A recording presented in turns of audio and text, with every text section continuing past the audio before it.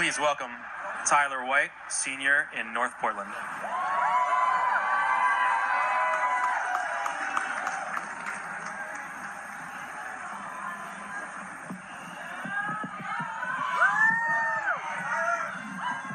This is a spoken word, y'all, so I'm gonna need your participation.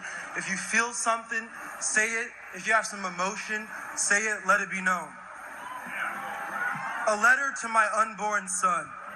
To the black boy that will bear my name, to the children, brown and white, citizen and immigrant, gendered and non, that will walk in the legacy of the students, of the voices and bodies that gathered today, that made their way to this moment in history to stand, to walk, and to say no.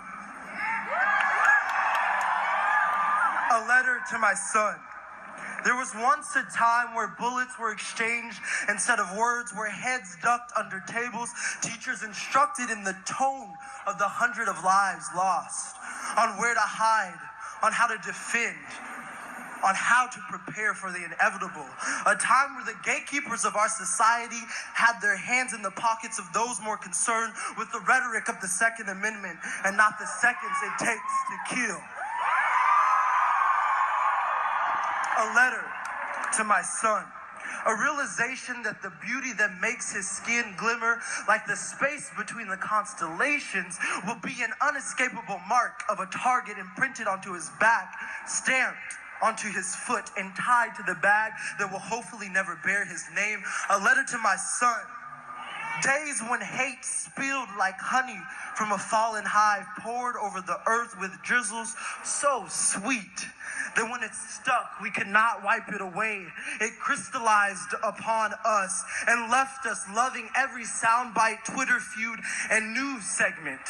Days when my body would rise to meet the sun as it made its appearance, and with the surety of the same sun to rise each day, I'm greeted with the news update.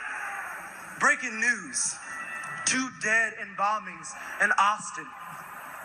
Unarmed male shot in his Sacramento backyard. 17 dead at the latest school shooting in Parkland, Florida. I am greeted with the notion that violence is the norm, that violence is the new black, that violence is an everlasting cycle of destruction, taking any blank surface and painting a piece of art, colors of hate cascading across the canvas, shaded with the brush of ignorance, and put on stage for us. On stage for us to gawk, to celebrate, to laugh, to cry, to pray, to scream, to argue, to protest, and not to change. You see, I have a place in mind, a place where I live on a porch somewhere in paradise. I escape. Between the now that is fabricated lies and fallen lives, I know no longer the meaning of progress. Progress, an attempt to domesticate the most wild of beasts, to bring light to the dark, to bring life to the deceased, to be permanent in a world of temporaries, lasting in a system of short measure. But I ask myself, what inspired Rosa to sit, Sojourner to speak, Jane Addams to build her house, and Zaldua to write, Newton to dare to defy? Who brought us to this point? To fight against the greed of man, to push against the status quo, to suspend in the imbalance of terror and peace. You see, on a porch in paradise, I am here. Replacing bullets with hashtags and footsteps, remembering long before the new had exhorted, the old had implored, remembering the progress that must occur now, cannot think in selfish individualism. The flowers that wilted with neglect will bloom with attention, conversing with those in power, no longer to have the consent of the governed, as they are governed with dollar signs and not heartbeats, to rid themselves of seeing humans as investments, as pawns in a game for political partisanship. Let's rise.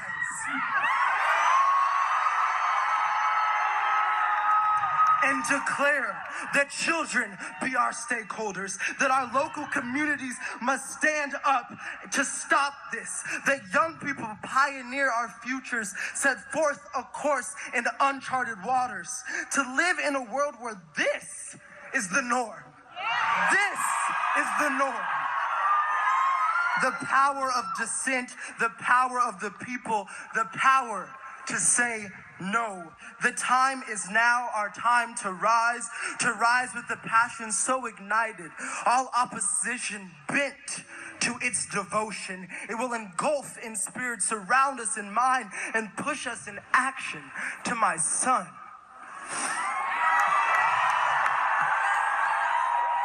Who will only know what is before us today. To our children who will not have to march for their lives to tomorrow, a promise to seize the day, to change it, to hold it and say, never again. Thank you.